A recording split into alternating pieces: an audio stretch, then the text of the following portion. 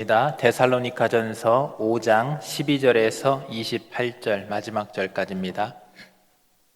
교독할 때 저부터 읽겠습니다. 형제들아, 우리가 너희에게 구하노니 너희 가운데서 수고하고 주 안에서 너희를 다스리며 권하는 자들을 너희가 알고,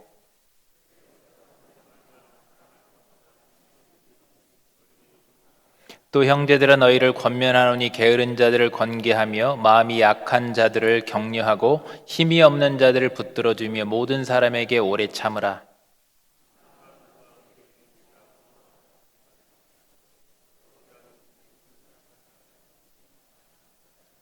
항상 기뻐하라.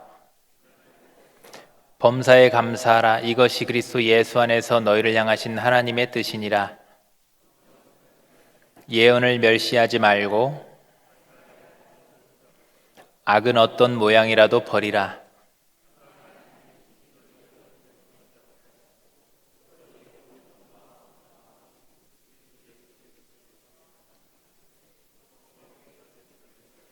너를 부르시는 이는 미쁘시니 그가 또한 이루시리라.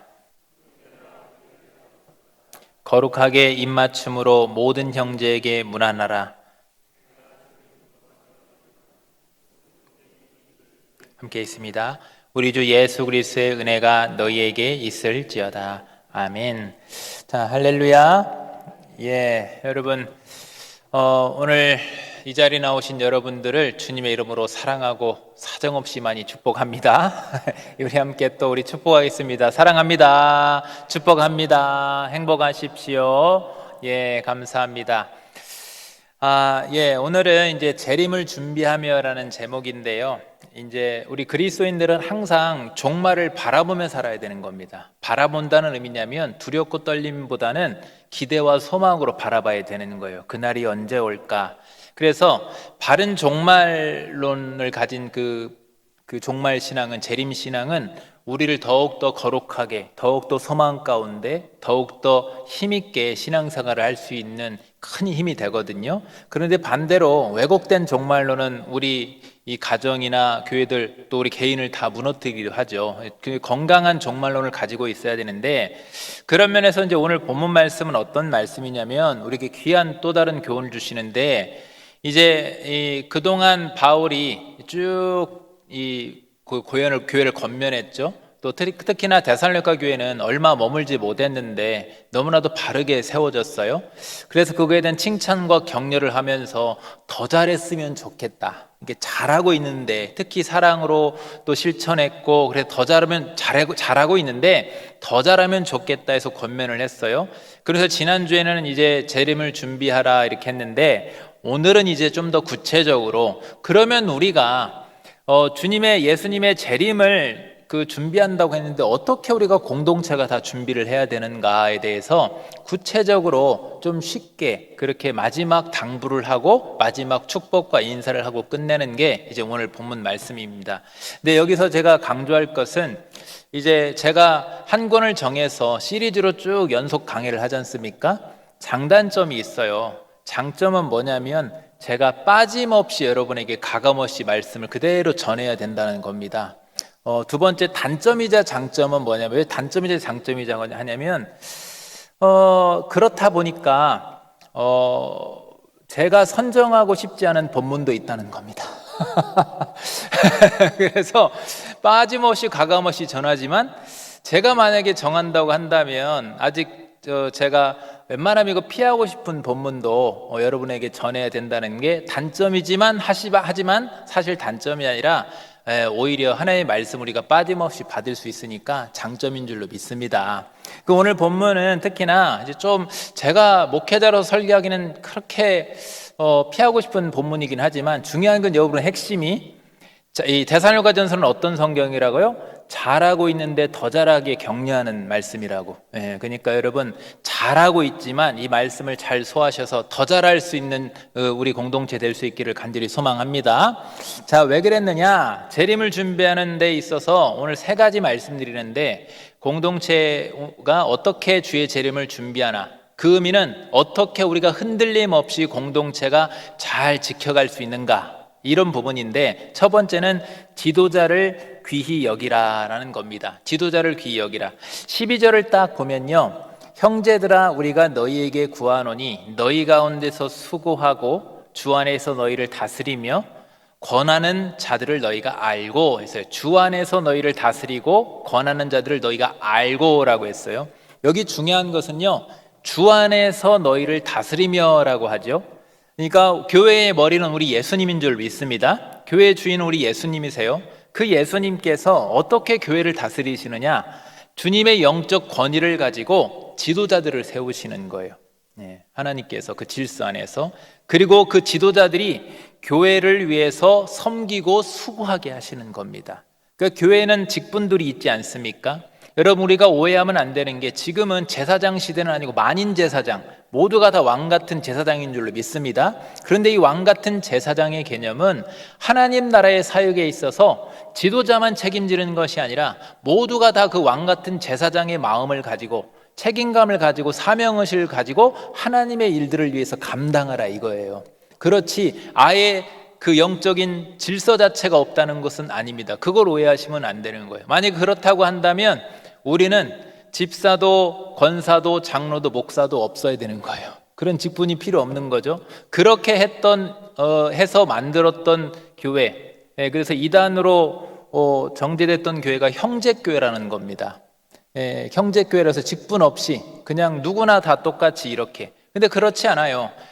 왕 같은 제사장이지만, 만인 제사장이지만 그 교회는 분명히 하나님께서 영적인 그 권위를 가지고 지도자들을 세웁니다. 직분에 맞게 합당하게 딱 지도자들을 세워요. 그리고 그들의 교회를 위해서 그들이 섬기고 수고하게 하십니다. 하나님께서. 그리고 그래서 그들의 그 수고와 섬김을 통해서 교회를 다스리고 계셔요. 우리 주님께서. 우리 주님께서 왕 되시지만 그 교회의 지도자들을 통해서 수고하고 섬기게 해서 다스리신다. 무엇에 따라 세웠다고요? 주님의 영적 권위를 가지고 세웠다. 또 여기 보면 맨 뒤에 알고라고 했지 않습니까? 알고라는 단어가 원문이 어떤 단어냐면요, 인정한다, 존경한다는 단어입니다. 그러니까 주님 안에서 개인적인 사심이나 사견이 아니라 주님 안에서 교회를 다스리고 있는 그 영적 권위를 인정하라라는 거예요. 그걸 인정하라.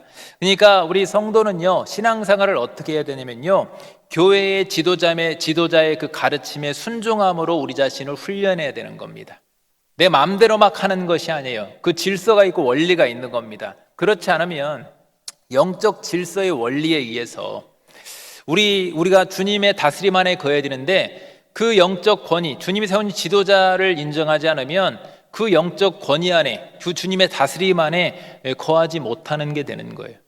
그 이 질서가 굉장히 그래서 중요한 겁니다. 주님의 다스림 안에 여러분 거하시기를 간절히 소망합니다. 그러려면 어떻게 해야 돼요? 나 혼자 독불적으로 주님과 나랑 단독으로 신앙생활을 하겠다, 그게 아니에요.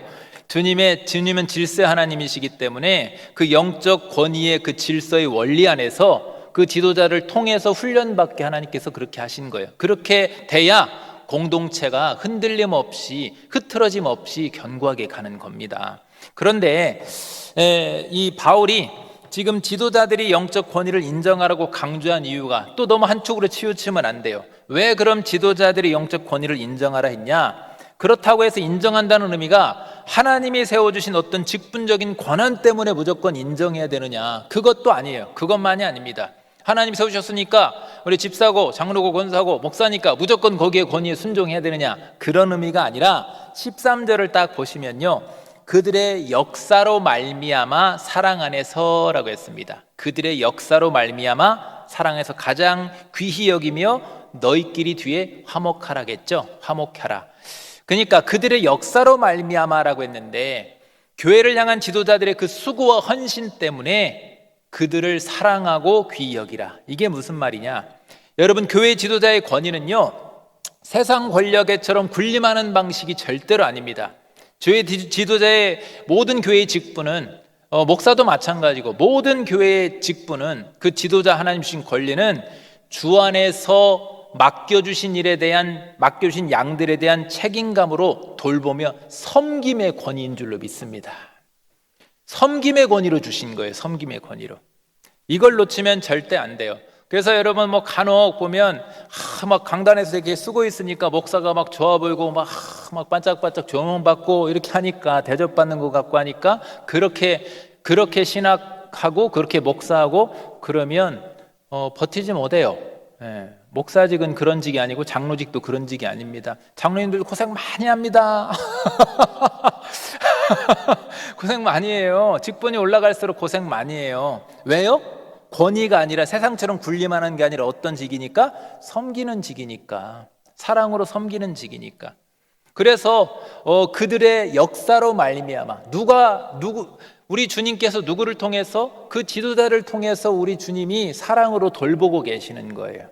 사랑으로 우리 주님이 백성을 섬겼던 것처럼 양을 섬기고 돌봤던 것처럼 그 지도자를 통해서 우리를 돌보시는 겁니다.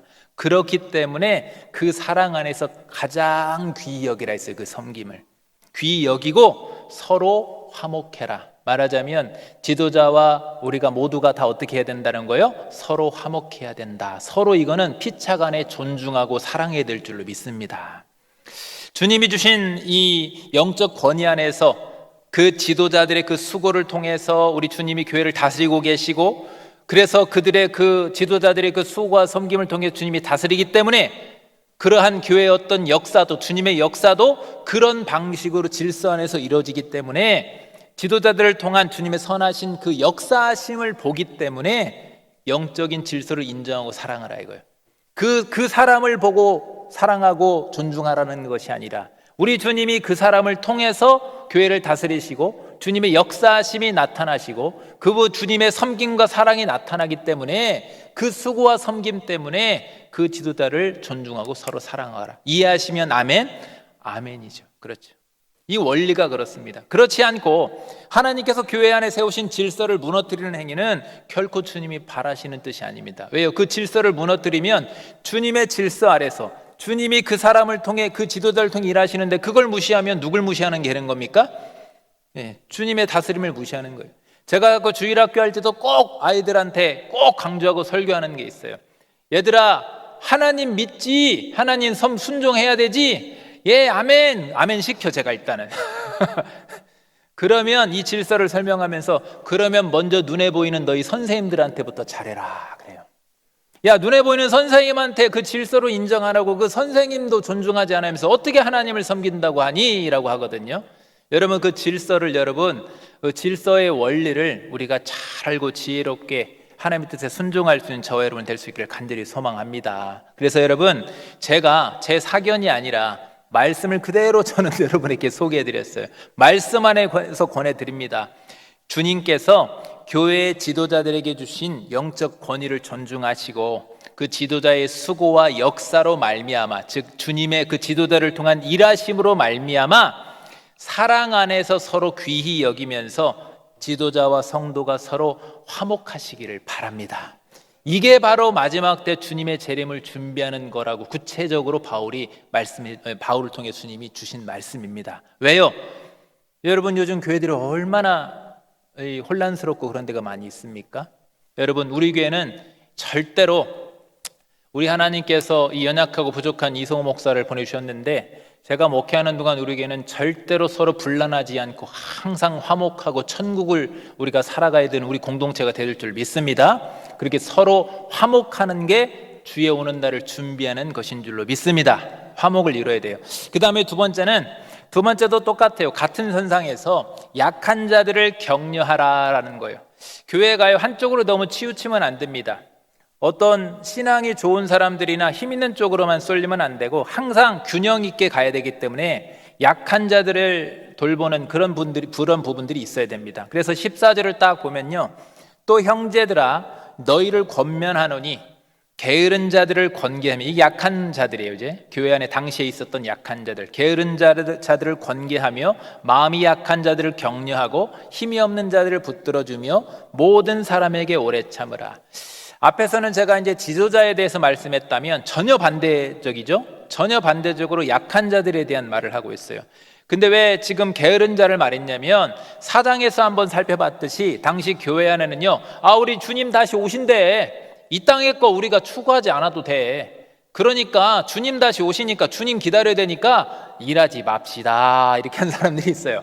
게으른 자들이 있어요. 핑계댄 자들이 있었어요. 그리고 당시 초대교회는 뭐가 활발했었다고요? 수요일날 제가 말씀드렸는데 구제가 중요한 사역이었다 했어요. 이러다 보니까 한쪽에서는 열심히 일을 해가지고 교회에 헌금 내고 구제를 하는데 한쪽에서는 막 게으르게 이러고 있는 겁니다. 그러면 교회가 어떻게 될까요? 혼란스러워지는 거예요. 질서가 깨지는 겁니다. 다른 사람에게 책임 회피하고 교회 평안이 방해가 오는 겁니다. 그래서 여러분, 공동체 모두가 그들에게 권계하라고 그랬어요. 권계하다는 뜻은요, 여러분, 엄하게 꾸짖다는 얘기입니다. 용납하는 것이 아니라 엄하게 꾸짖다 해서, 여러분, 우리가 교회 안에 사랑이 있어야 돼요. 저도 사랑으로 목회를 해야 되는데 여러분, 이걸 오해하시면 안 돼요.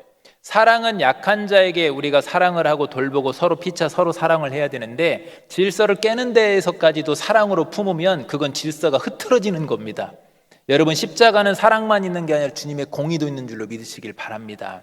교회는 분명한 그런 영적 질서가 있어야 되고 권계가 있어야 되고, 그리고 또 그렇지만 우리가 신앙이 연약하고 약할 수 있잖아요. 그런 약한 자들에게는 당연히 용납하고 사랑으로 품고 해야 되겠죠. 하지만 그렇지 않고 질서를 무너뜨리고 어떻게 게으르고 이런 부분에 있어서는 교회가 또 다른 한편으로는 공의롭게 또 질서도 잡아게 될 줄 믿습니다. 그런 의미에서 바울은 뭐라겠냐? 그들에게 사랑으로 그냥 해줘, 용납해줘가 아니라 어떻게 하라고 했다고요? 게으른 자에게 권계해라, 엄하게 꾸짖으라고 말하고 있어요.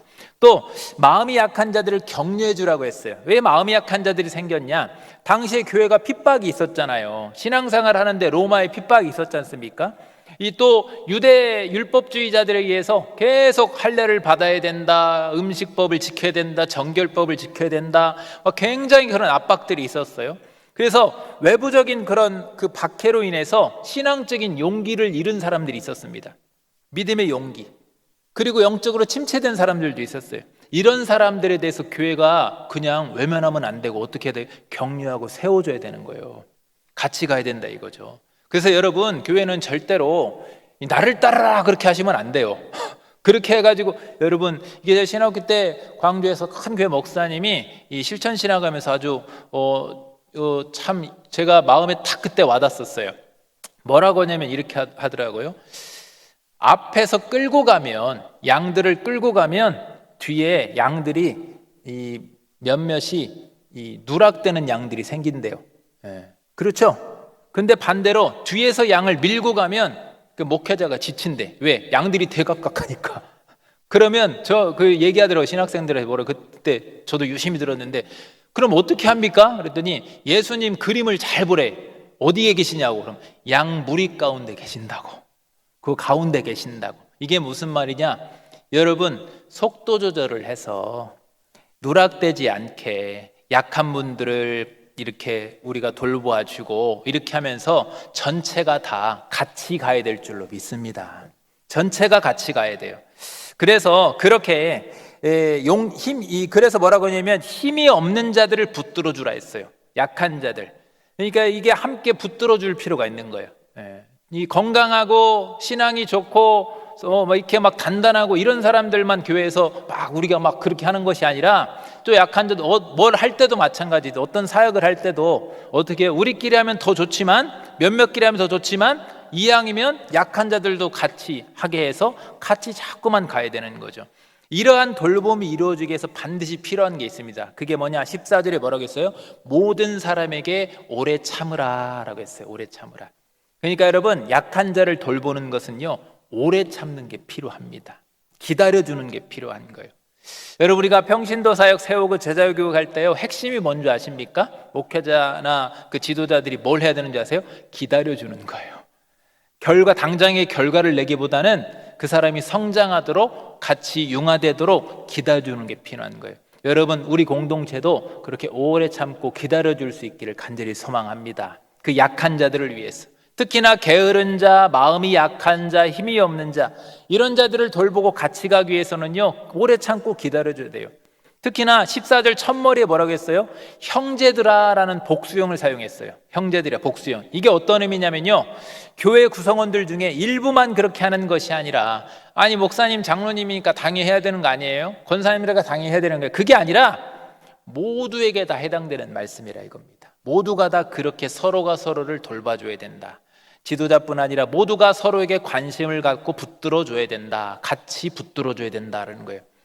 그리고 또 그 다음에 또 경계하는 게, 관계적으로 서로 분란이 일어나지 않게 하기 위해서, 화목하기 위해서 뭘 얘기하냐면 악으로 악을 갚지 말라라고, 항상 선을 따르라고 말합니다. 15절을 보세요. 삼가 누가 누구에게든지 악으로 악을 갚지 말게 하고 서로 대하든지 모든 사람을 대하든지 항상 선을 따르라라고 했습니다. 여러분, 우리가 신앙생활 하다 보면 우리가 교회도 공동체이기 때문에 많은 사람들이 모이지 않습니까? 그리고 서로 어떤 봉사를 하고 일을 감당하다 보면 부딪힘이나 의견 충돌이 날 수밖에 없어요. 여러분, 왜? 그건 틀린 게 아니라 다른 거예요. 조금 다르기 때문에 일어난 일이에요. 그런데 그러다 보면 막 마음이 어떤 어려움이 생기고 오해도 생기고 하는데, 근데 그랬을 때 또 억울함도 생기고 막 그러는데, 그때 그것에 대한 감정이나 어떤 그런 것들을 내가 갚으면 어떻게 되느냐, 내가 그걸 갚는 순간, 내가 잘못하지 않고 상대방이 잘못했지만 내가 그걸 갚는 순간 나도 똑같이 죄만 남게 되어 있어요. 나도 똑같이 내 안에 미움과 그런 것들만, 분노만 남게 되어 있어요. 그래서 우리 주님은요, 성경 그대로 소개하자면요, 우리 주님은 하나님의 백성에게 원수 갚는 것을 허락하신 적이 없습니다. 우리에게 원수 갚는 것을 금지하셨어요. 여러분, 그 구절이 로마서 12장 19절에 나옵니다. 보세요. 내 사랑하는 자들아, 너희가 친히 원수를 갚지 말고 라고 했습니다. 하나님의 진노하심에 맡기라. 우리한테 허락한 거는요, 우리가 원수 갚는 것이 아니라 누구한테 맡기라고요? 하나님께 맡기래요. 기록되었으되 원수 갚는 것이 내게 있으니 내가 갚으리라고 주께서 말씀하시느니라 했어요. 우리는요, 우리가 할 것은요, 주님께 맡기는 거지, 우리에게 허락된 것은 맡기는 것밖에 없습니다. 우리가 나서서 갚는 것은 우리에게 허락되지 않으셨어요. 왜요? 그걸 함으로 인해서 해소가 될까요? 아니요. 내 안에 미움과 어둠만 차게 돼 있어요. 그걸 내가 하게 됨으로써, 원수를 갚음으로 인해서 나한테나 공동체 전체나 그 사람에게 어떤 이득이 단 1%라도 있으면 좋지만, 아니요, 서로 망가지고, 나는 또 왜 손해입니까? 내 안에 미움이 오고 그러면서 하나님의 은혜가 막히는 거예요, 여러분.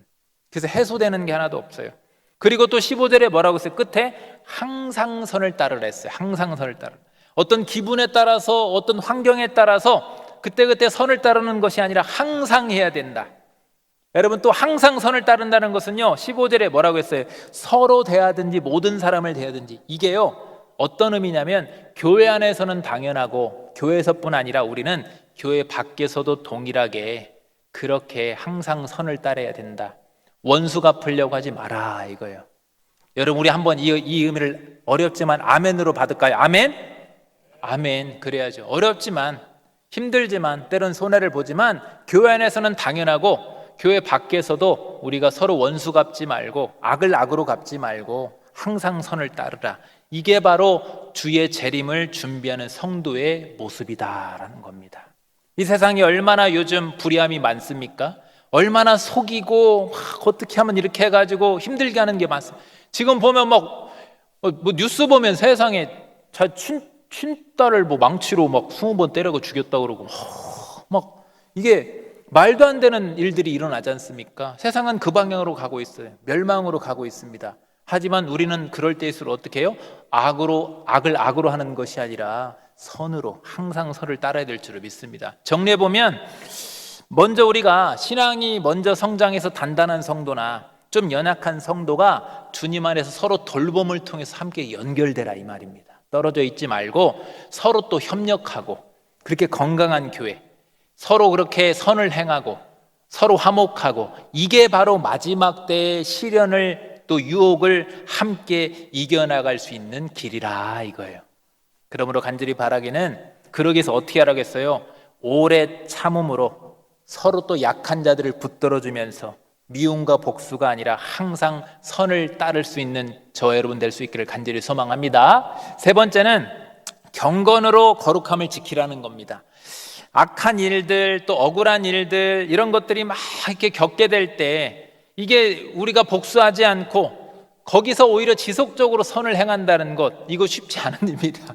어렵죠. 어렵기 때문에 여러분, 하나님께서 우리에게 맡겨주신 거예요. 왜? 우리는 빛의 자녀인 줄로 믿습니다. 하나님께 속해 있잖아요. 성도는 세상의 빛을 비추기 위해서 부름받은 자녀들이거든요. 그리고 그 하나님의 자녀답게 살고 선을 행하며 빛을 비추기 위해서 우리 힘으로 하는 것이 아니에요. 성령께 힘을 공급받게 되는 거예요. 그분의 능력으로 우리가 감당하는 거예요. 그런 의미에서 23절에 뭐라고 하냐면 평강의 하나님이라고 했죠. 앞에 딱 의미를 두었죠. 분란하는 것이 아니라, 우리끼리 서로 막 요동치고 하는 것이 아니라 우리 하나님은 우리에게 평강의 하나님인 줄로 믿습니다. 그 평강의 하나님이 친히 너희를, 우리를 온전히 거룩하게 하시고 또 너희의 온 영과 혼과 몸, 이게 이제 우리 교단에서는 영과 혼, 몸, 이게 이제 설명 복잡하니까 한마디로 말하면 우리는 영혼과 몸으로, 육체로 이렇게 우리 교단은 그렇게 하거든요. 근데 어떤 의미냐면 그냥 저 부분은 전인격적으로 우리 삶 전체를 이렇게 여러분이 해석하시면 돼요. 그렇게만 알고 있으면 됩니다. 나중에 기회 되면 또 이건 신학적으로 제가 좀 풀어해 드릴게요. 어쨌든 우리 교단에서는 영혼과 몸으로 알고 있는데 우리가 어쨌든 저 본문은 전인격적으로 우리 모든 삶이 우리 주 예수 그리스도께서 강림하실 때 흠없게 보존되기를 원하노라. 근데 어떻게 보존돼요? 24절에 답을 주잖아요. 너희를 부르시는 이는 미쁘시니 신실하시니 그가 또한 이루실 것이다 했어요. 우리가 이루십니까? 그분이 이루십니까? 그분이 이루시는. 우리가 무슨 능력이 있어서 이룹니까? 우리를 불러주신 그분이 이루세요. 주님 오시는 그날까지 어떻게 해요? 우리와 함께 하시는 성령 하나님의 도우심으로, 보혜사 성령 하나님의 역사하심으로 온전히 그 안에서 거룩하게 되고 주 앞에서 흠이 없도록 마지막 그날까지 우리를 지켜주신다고 약속하고 있어요. 제 말이 아니라 하나님의 말씀인 줄 믿습니다. 하나님이 약속하셨어요. 그러한 주님의 뜻과 우리를 향한 신실하심과 성령의 역사하심, 이런 원리를 잘 이해하고 그 인도하심대로 그대로 순종하는 경건한 교회가 마지막 때를 이겨낼 수 있고 주님의 거룩한 신부가 될 수 있어요. 그런 의미에서 바울은 이제 성도가 해야 될 일과 하지 말아야 될 일을 친절하게 딱 우리 구분해서 소개를 해주는데, 우리가 잘 아는 말씀이에요. 16절부터 22절까지 보면요, 우리가 같이 읽어볼게요. 시작. 항상 기뻐하라, 쉬지 말고 기도하라, 범사에 감사하라, 이것이 그리스도 예수 안에 너희를 향하신 하나님의 뜻이니라. 성령을 소멸하지 말며 예언을 멸시하지 말고 범사에 좋은 것을 취하고 악은 어떤 모양이라도 버리라. 저기 보면 해야 될 것과 하지 말아야 될 것 딱 구분이 돼 있잖아요. 기뻐하고 기도하고 범사에 감사하고. 근데 성령 소멸하지 말고 예언을 멸시하지 말고 또 범사에 좋은 것을 취해야 되고 악은 어떤 모양으로 버리라. 딱 분류가 돼 있죠.